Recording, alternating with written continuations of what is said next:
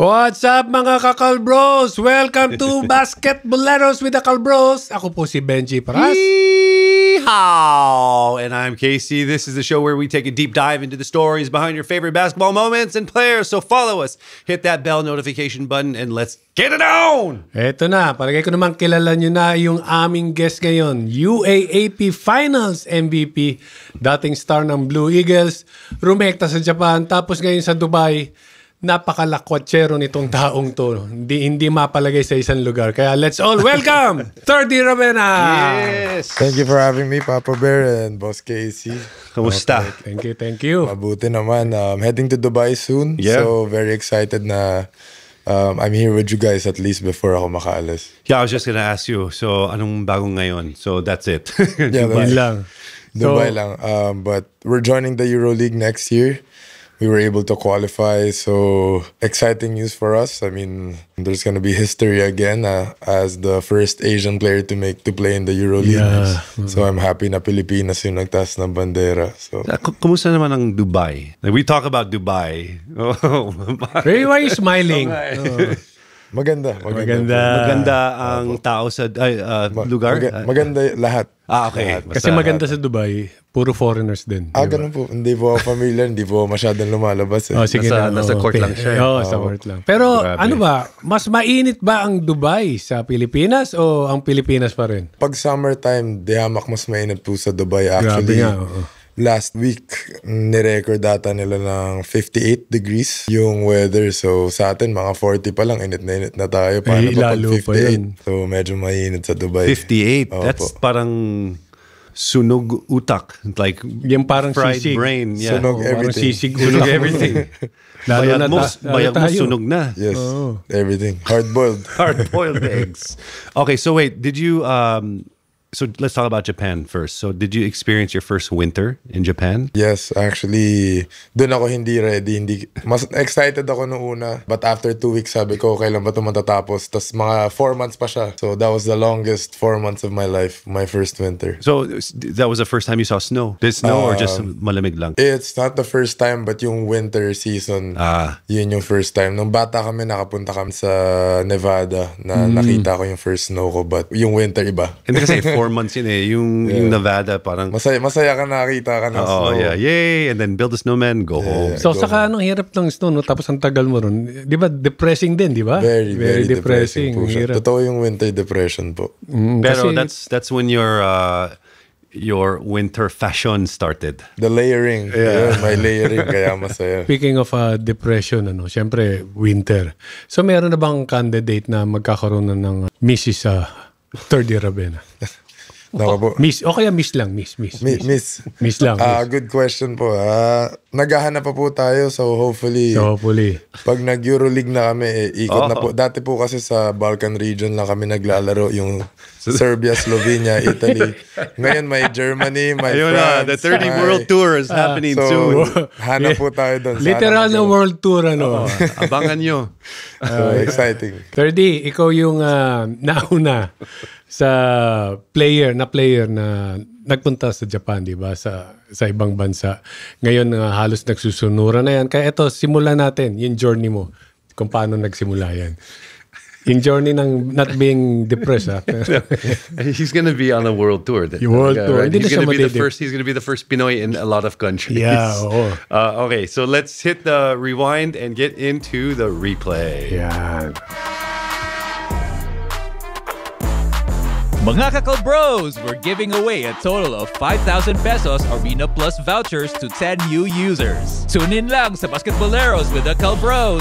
Tapos sagutin ang anong pick mo questions sa comment section. Huwag kalimutang ilagay ang inyong Arena Plus username. Join na! So here it's Basketballeros with the Kalbros. We like looking back kasi, di ba, sometimes moving forward, it's you have to understand the journey. Okay, so pang long game talaga yung decision to go abroad.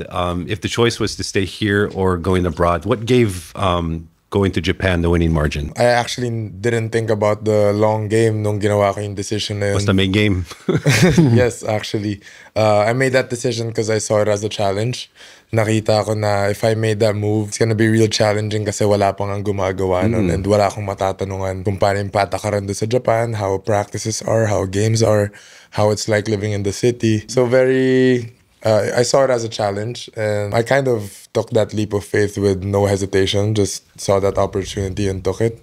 And I think it was the best decision I've done so far in my career. So ano yun, talagang naka-mindset ka, hindi yung, sige, subukan ko. Hindi ganun. Parang ganun din po siya actually. Na ito na yung pinaka-challenging kasi wala akong... Kasi for 10 months yun, di ba? Mapapagtatanungan. Di ko alam yung basketball style sa Japan. 3 yung import nila. So, pinikit ko lang yung mata ko and then laban na lang po. Sunod-sunod na. You know, a lot of people would say, so why did you choose to go to Japan when the safe pick was here in the Philippines? Well, I guess in my personality, I'm not really I don't like making the safe decision. I'm a high risk, high reward kind of guy. When it comes perfect for Dubai.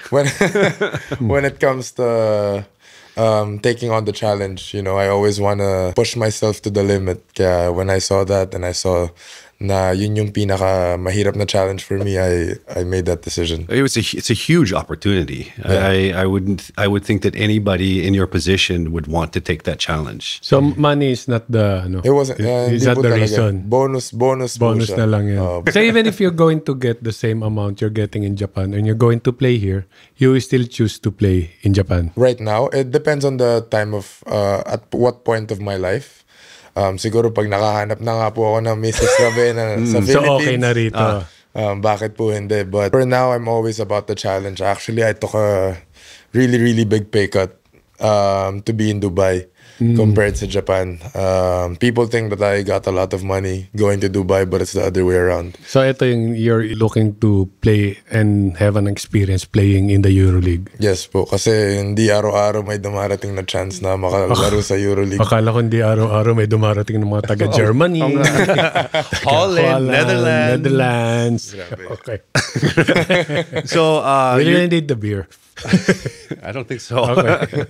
So you're playing in many different countries, and you're going to play in a lot more. So what's the difference between in the countries you've played with so far between home and away games there versus home and away games here? Well, in the Philippines, kasi everything is based in Manila. Lahat ng yung may iisa lang yung nilalaroan nyo. Actually, dalawa. Well, 3 or 4 to be honest. Pero same people, you're in the same city. Nagkakatalo na lang kung sino mas maraming nanonood sa fans. But pag on the road kayo sa Europe, ibang klase. I mean, I don't know if you guys could put a clip of how it's like to play in Serbia, especially playing against Partizan and Red Star. Makikita mo yung energy ng crowd. Grabe. I wish I could show you a clip right now. Yeah, napanood ko. So parang parang nanonood ng football game. Ganon sila. Kasi Euro fans, so sobrang ingay na, I guess, from me to you, pag nagsigawan tayo tapos full yung arena ng mga Partizan fans, baka hindi pa tayo magkarinigan kahit sigawan kita. Ganon kaingay sa arena na hindi nyo na naririnig yung play. Tinitingnan nyo lang kung ano yung formation, kung paano kung ano yung play with the gestures, whether it's ball screen, ganun. So that's actually part of your strategy also, or like you have to learn to sign language sometimes because it's so loud, right? And you have to be very focused and attentive to what we're running, especially on offense or on defense. Kasi tumingin ka sa point guard, pag hindi mo siya nakita, hindi mo na alam kung ano mangyayari. Pag tumingin ka sa likod, makikita mo yung crowd, lahat naka-finger sa'yo, minumura ka, na ganun sila. Ganun talaga sila. So tuwing titingin ka doon, nakikita ang puro dirty finger yung nakaharap That's sa'yo. number one. Number one. So I actually like that environment. I love that environment, and kaya rin ako excited maglaro sa Europe. I would think that that is the difference between maybe you and Kiefer. Like, I think Kiefer would like to be at home. He like you see a hostile crowd, you're like, bring it on. Let's go. Yeah. Mas masarap yung feeling manalo on the road na papatahimikin mo yung buong arena kaysa, well, I mean, in home game, masaya kasi everyone's happy. And you're right, hindi mo na kailangan mag-travel pa uwi.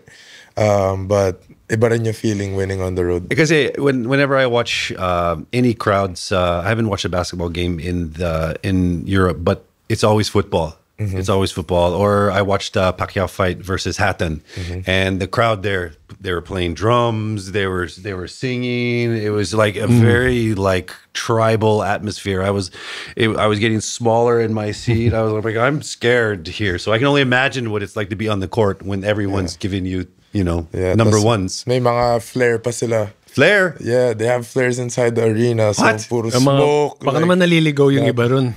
Mad Max pa to? Yeah, parang ganun yung feeling. Parang Thunderdome. dystopian. Yeah, but kasi may football team din sila. So all the hooligans are there.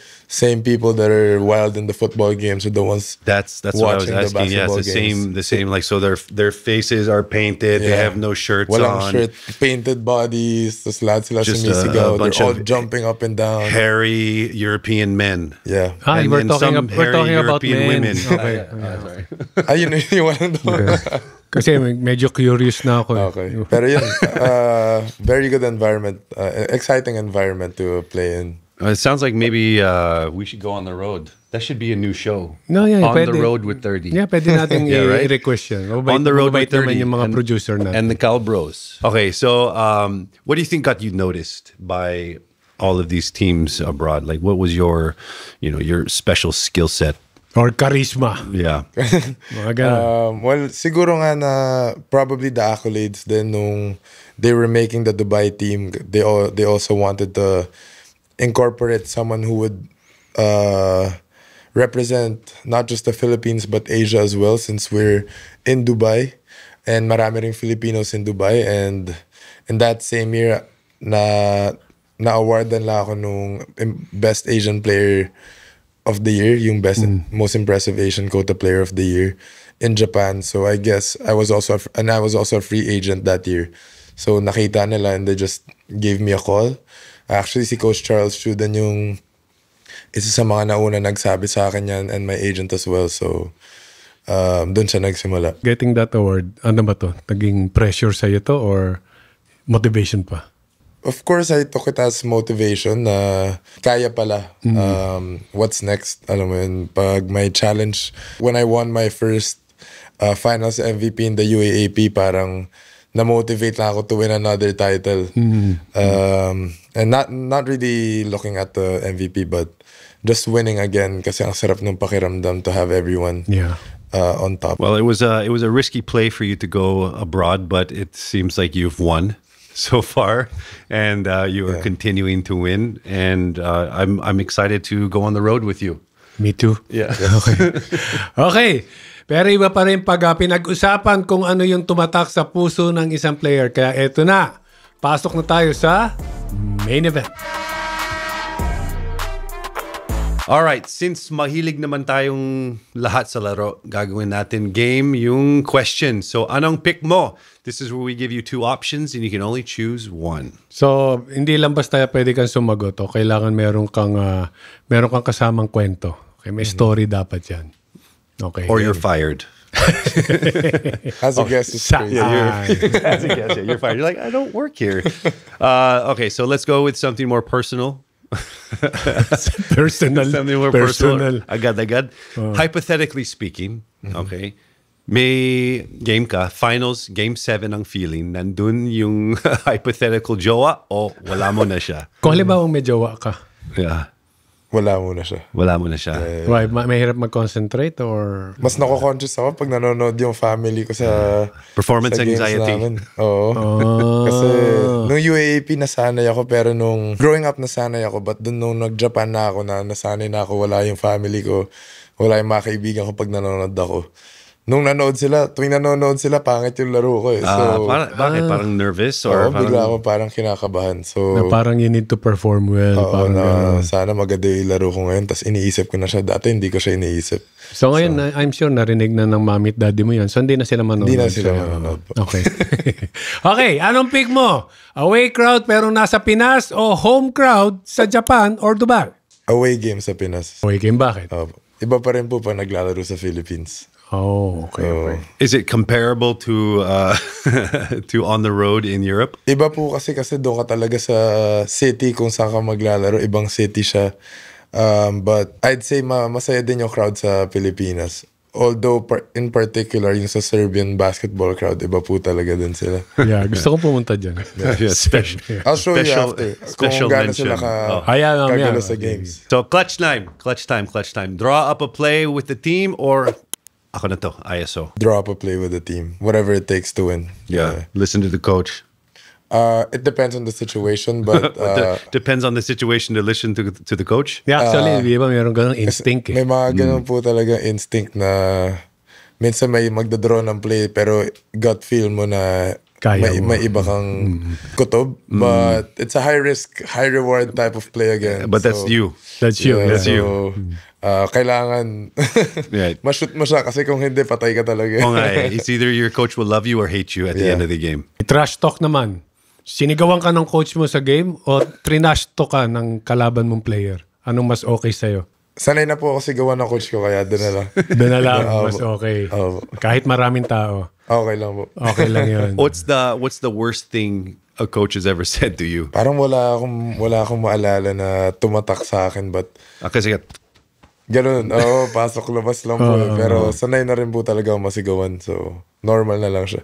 From bata ako until now. So, you were trained well by your dad. Yes. So, if talking hype, is it tres and one pass, so a 4-point play, or is it to posterize the rival team? If it won't affect the outcome of the game, I would go for the poster. Yeah. Iba pa rin yun, no? Iba pa rin yung mabigay mo yung energy kasi minsan may mga moments sa game na kailangan ng mga ganong klaseng play. Let's say pag bumababa na yung moral mo as a team, mga ganong klaseng play talaga mabuboost yung buong energy ng team.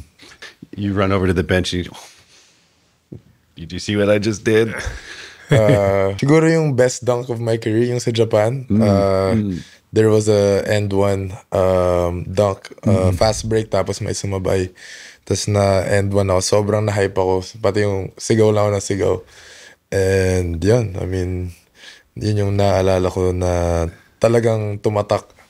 Tapos nanonood pa si Miss Universe Japan nung game na yun sa courtside. And then kaya talagang ginanahan. Sobrang hype ka. Na-hype. That's a play. Kaya rin siguro ako. Kaya ko rin siguro nagawa yun. I wanna go to Japan. Kailangan mapuntahan din natin Japan. Ang problema, yung boyfriend ng Miss Universe. yung na-posterize niya. Yun na pala. Okay, ano naman ang nakakainganyo sa'yo? Yung sa finals, ma-sweep nyo yung series or mag-do or die? Sweep. Sweep pa rin. Nakala ko ba gusto mo yung very challenging? Kung may guarantee na panalo, dun na mo ako.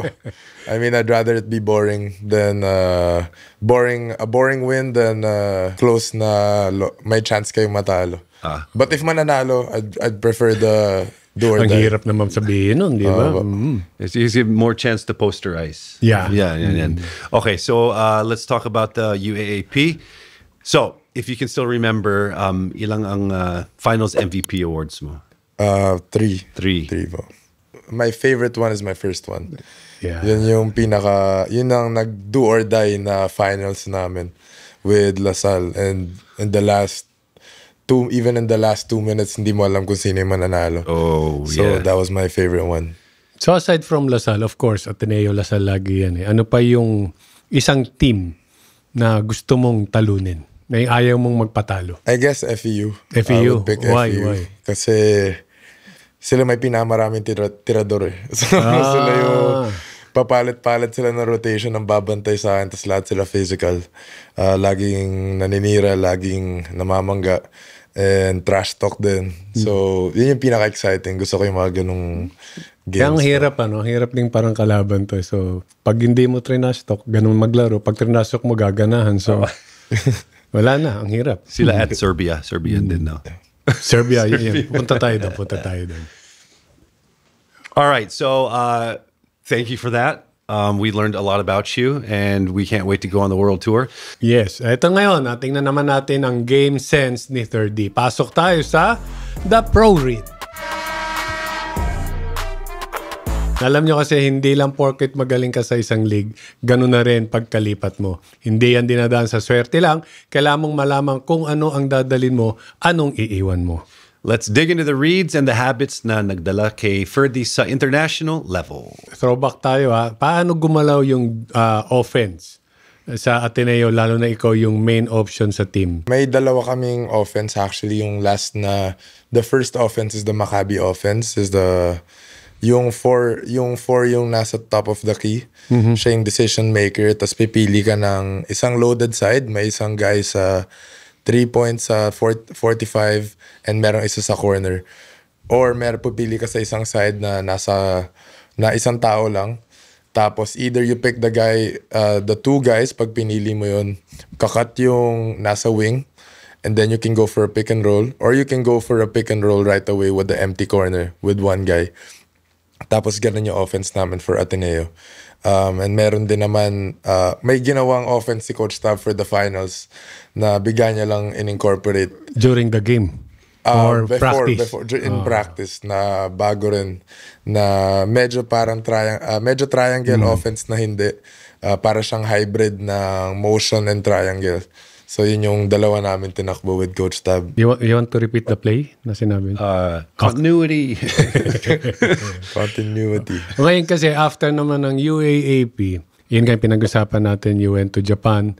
So ano yung naging adjustment ng playing style mo pagpunta mo doon sa Japan? Iniba mo ba or kung ano yung nilalaro mo rito, yun pa rin? Medyo binago ko lang ng konti kasi kinailangan ko rin na intindihin na they got me for a reason. Kaya gusto mo rin ilaro kung ano yung nilalaro mo sa college, kung ano yung gusto nilang makita. But at the same time, you also have to adjust to the league. So sa UAAP, may import ka na isa. But sa Japan, 3 yung import. So hindi ka lang basta-basta brusco play na mamama ka lang tapos makaka-score ka na. So, pinipili ko lang yung instances na makaka-atake ako. Pag nakita ko wala masyadong help side, doon na ako atake. Or I try to get the big to help so I can drop pass. So, ganun mga klaseng adjustment is just being more cerebral and understanding the game more and seeing the spacing and the angles that you have. Yung mga import ba, may rule kayo na yung 3 imports, sila yung mga options muna bago ikaw o hindi naman? Depende po sa offense ng team kasi may mga teams na may imports sila na sa ilalim lang sila or may mga imports sila na point guard naman na sila yung gumagawa ng plays, they get the pick and rolls, they create. And meron din naman mga imports na talagang deadly na spot-up shooter. Yeah. So it depends on the team and the system. Ngayon, naging handicap ba sa'yo yung language barrier during the game? Not as much as off the court. Talaga mas yung sa court kasi very logical lang naman yung gagawin nyo ron. Ano naman yung yung nadala mo sa Japan or even in Dubai na natutunan mo kay Coach Tab? Well, I guess the approach to the game. I saw kung gaano siya mag-prepare for every game. Lalo na nung senior year ko, kami ni Coach Tab after every game, kinakato ko yan sa bahay, pupuntahan ko yan sa bahay, tapos papanoorin namin yung game together. Kasi gusto ko malaman kung paano niya pinaprocess yung games. Kasi alam kong magpo-pro na ako nun. And yun, tinuturuan niya ako how he breaks down film, kung ano yung mga nakikita niya. Kasi may mga nakikita naman tayo sa pag pinapanood natin yung games natin, pero hindi natin nakikita lahat. So with Coach Tab, I learned kung what it takes to prepare for a single game, especially as a professional athlete. Very scientific. Oo. Yeah. So, kasi merong ganun na napanood mo, tapos bigla may sasabihin sa'yo, ganito, ito yung nasa tape. So, titingnan mo ulit, oo nga, tama. So, may mga minor thing na it will cost the game kapag hindi mo na-adjust. Tsaka mas nag-slow down yung game and mas lumalaki yung court. Pag pinapanood mo, pag nakikita mo yung pag may ibang perspective other than yourself when you watch the film. Is that something that you always did with your coaches or Never. with Coach Tab lang? With Coach Tab, kay Coach Tab lang ako natuto ng ganun. Kasi hindi rin talaga ako nanonood ng basketball. I don't watch NBA, I don't watch basketball outside of basketball Film. outside of You just watch film, that's it. Before EuroLeague, pinapanood ko, but just EuroLeague. Never ako nanood na iba pang basketball. So, natuto lang ako nun with Coach Tab. He taught you how to watch basketball. Yeah, he taught me how to break down Yeah. film. Actually, most of the coaches kasi sasabihin sa'yo, stop watching the NBA. Kasi that's showtime eh. Puro showtime eh. Pero if you watch EuroLeague, kasi yung bola rito, less dribbling. Kung meron man, may mga plays. So yun yung important. The most fundamental basketball is in Europe. Is there any, reasons why you don't watch the game so much? Is it just habit or? Actually, habit. Tinatanong ko rin yung sarili ko bakit hindi innate sa akin yung manood ng basketball na parang pag nanonood daw ng basketball, feel ko, pinipilit ko siya.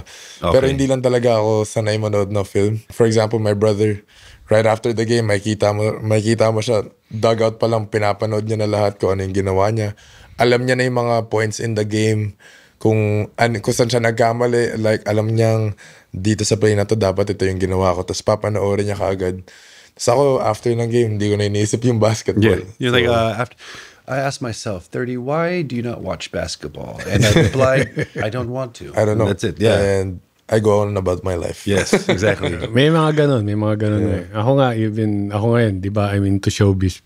Pero hindi ko pinapanood yung sarili ko. Ako din eh, kasi nahiya ako. Pangit eh. Pero ikaw naman, 30, nagkaroon ba ng adjustment? Kasi, yes, given nung nasa Ateneo ka, ikaw yung scorer nila eh. Ikaw yung number 1 scorer nila. Ngayon, nung pagpunta mo sa Japan, yun pa rin ba yung mindset mo? Kasi, kaya ako kinuha rito kasi scorer ako eh. So, kailangan kong mag-create or tiningnan mo muna nung practice? Nung pumunta ako nung first few days ko ng practice, ganun na ganun yung mindset ko is na ako yung magiging scorer, ako yung gagawa na ito. And actually, nung first practice pa lang, sobrang natuwa yung coach namin na gumawa siya ng play for me. During the first practice, my first practice in Japan. And then eventually during the season, nakita ko na, may scouting pala. So, yung mga teams, nung first game, parang okay pa, kaya-kaya, nagagawa mo yung ginagawa mo. Sumunod. Pero may scouting pala. Yung mga ibang team, alam na nila yung tendencies mo, alam na nila yung gagawin mo at certain times of the game.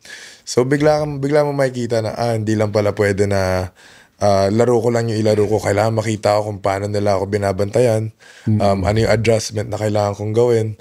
So, nag-iba na rin yung mindset ko after that na kailangan mas cerebral yung approach ko dun sa game na may kita ko rin kung ano yung sa tingin ko gagawin nila sa akin for that particular game. Is there any game, UAAP, Japan, Dubai, wherever, that you feel like the odds were against you and then you ended up winning? A lot of times. Yeah. But I think yung UAAP finals against LaSalle, especially na yun yung era ng mayhem era ng LaSalle na kay Coach Alden, na talagang grabe yung kumpiyansa nila na mafe-feel mo na alam nila lahat na magaling sila.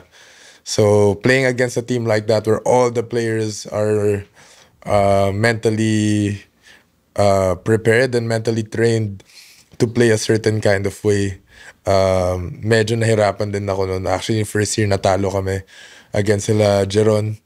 But then the next year, yun, even though the odds were against us, talaga namang nilaban lang talaga namin till the end, and that's all it took. Kahit duguan pa yung jersey ko noon, naalala ko yun. Such a sweet victory though, right? But yeah. So ngayon naman, what do you think about the 3-year ban na ginawa for international players here? Well, I guess it's their decision.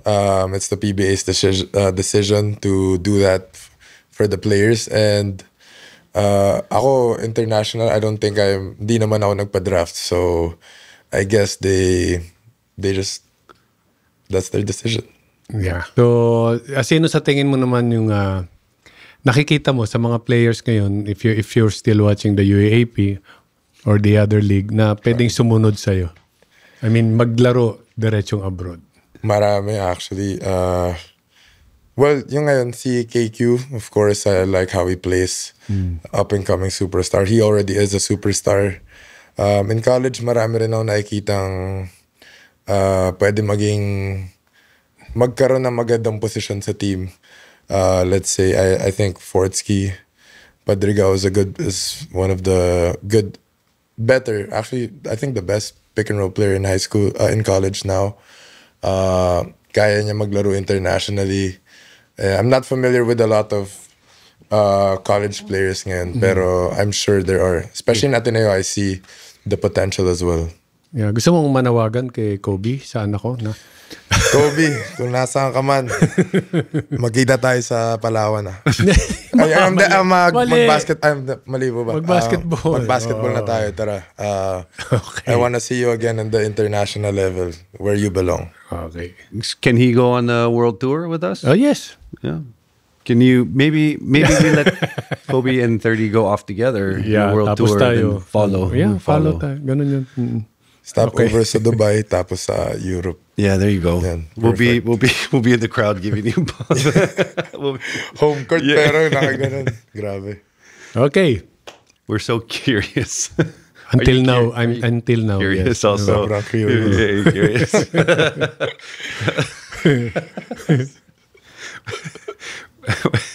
Saan tayo curious?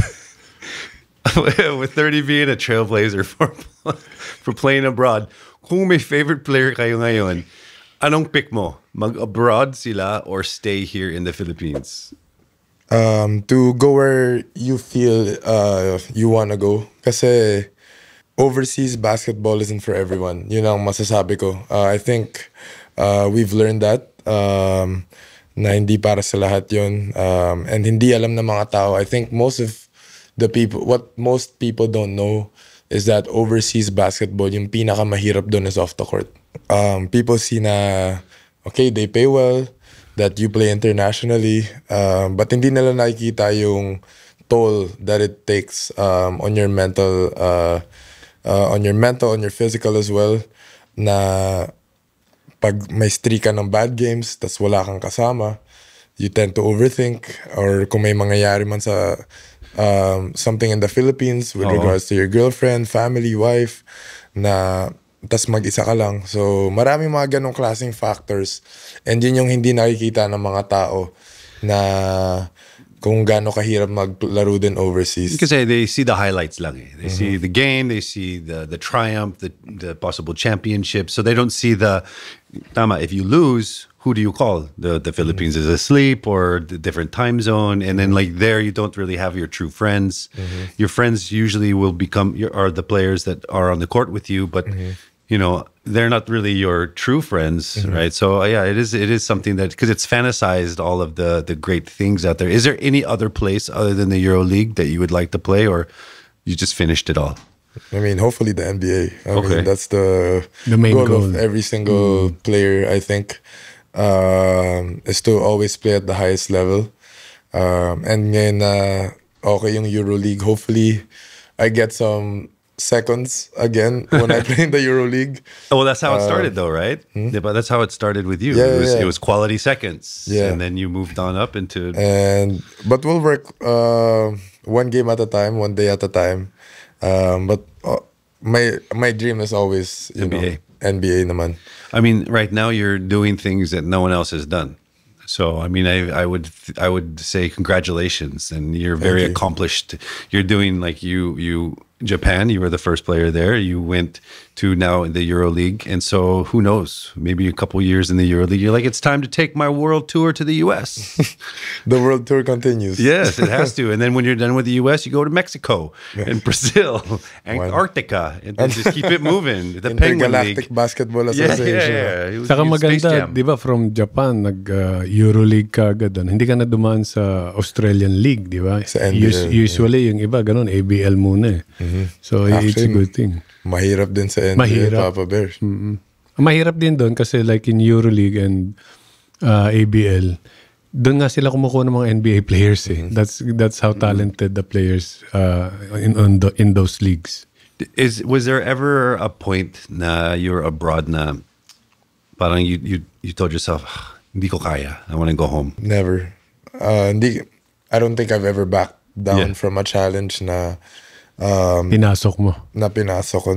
I always see it as a challenge, and I always try to see how I can go through that obstacle, and the only way out is always through. So, lagi ko lang siya nilalaban and I don't try to back away from anything. So, I guess that's what got me there. Pretty inspiring. So, makes me want to play basketball too. Akala ko you want to visit lang. Visit. Oh yeah. Well, I mean, there's certain times in my life, and I think, oh man, I really wish I can go there. Then I remember I'm married. Yeah, and can't do anything like that. You know, I actually tried out for the national team, baseball. Ah, okay. Here, yeah. So what's the issue? Hindi daw ako magaling, so so wala. Ganun lang kasimple. Kasi no issue. Yeah, apparently you have to be akala ko good. naman sa papers may problema. Apparently, dapat magaling ka sa baseball or sa sport if you're auditioning or trying out for a national team. You should know how to play. Ba't di niyo ako kinuha? Galing ako American. Hindi ka nga magaling. Ah, okay. No, actually, I didn't have my papers, so hindi ako national. Yan din yun. Yeah, but I was good enough. Okay. That's what I told myself. It was like it was a GMA show, and it was like to make a wish. Something. It was like a Jessica Soho thing. So they made it happen for me. They gave me shoes and everything, and like the shoes didn't fit, and they let me go out there and pitch with Gary Estrada. He was also on the team, and yeah, so I didn't make the team, but I tried, and I learned a lesson there, and that lesson was. Stop playing baseball. You're not good enough. Yeah. No, as long as you try. Be a host. It's better to try and fail than not Kasi try meron, di ba, lahat naman tayo, we always dream of something. No, there are times na you need to stop dreaming din. Wala na ako. Wala na There's a time you need to never give up, but for you, give up na. Stop dreaming na lang. Pero ikaw, Thirdy, yung team mo ba sa Japan, are they expecting you to come back? Well, for now, may naturalized players sila. Okay. So, bawal magkaroon na Asian player. It's either Asian player or naturalized player. Okay. So, for now, di ko alam kung gaano katagal yung contract. But if I ever do come back to Japan, hopefully it's with my team again. Okay. Kasi mahal na mahal ko yung city na yun. Kahit nasa gitna siya ng kawalan. Saka di ba? When Kobe was still playing in Japan, nagkikita kayo, di ba? Opo. Kaya nga, pero sa Tokyo po kami nagkikita. Doon. Ang lungkot po kasi pag doon kami sa lugar namin, parehas. Kasi pag mag-isa ka rin malungkot, pag dalawa kayo, dalawa na kayo malungkot. So, at least sa Tokyo. And then there's a Filipino restaurant, di ba, na pinupuntahan nyo. Yung pinupuntahan namin sa Roppongi. Yan, okay. Every time. That's pretty sad, right? Yeah, what? Why? Dalawang malungkot. Hindi, let's be friends and let's be happy together. Are you sad? Ako din, I'm sad. Okay. Misery loves company. But sad pa rin. So, ang hirap. Yeah. Okay, alam mo, Thirdy, thank you so much. Thank you. Salamat din po. Marami kaming nalaman sa experience nyo, sa family, sa lahat. And yung kung paano ka nagsimula, kung gaano ka katapang. Yun yung importante ron. So, thank you. Thank you so much. Yes. At kayo naman mga Kakalbros, comment nyo din down below. Sino sa tingin nyo ang sure pick na susunod sa yapak ni Thirdy at mag-a-abroad din? Let us know your thoughts. At syempre, pakinggan nyo rin yung ibang episodes namin. Ibang kwento na naman. That's right. So make sure you follow us, Basketboleros with Calbros on Facebook, Instagram, YouTube, and Spotify. I just want to say, Thirdy, that I am a fan of yours now. Like I'm really impressed with you. I know your family. I don't know you the most. I've known Kiefer a little bit longer, but like I'm super, super inspired, and I'm really, really excited to watch your journey. I don't know. It's really cool. Yeah, Very go cool. Serbia. Thank you so much, and hopefully see you in Europe. Yeah. Yes. If you see narinig na nung producer namin. You see me in trouble in Europe, I'm in Mga next trouble. episode, wala na kami. Okay. Yun lang po. Salamat mga Kakalbros! Bye! Bye.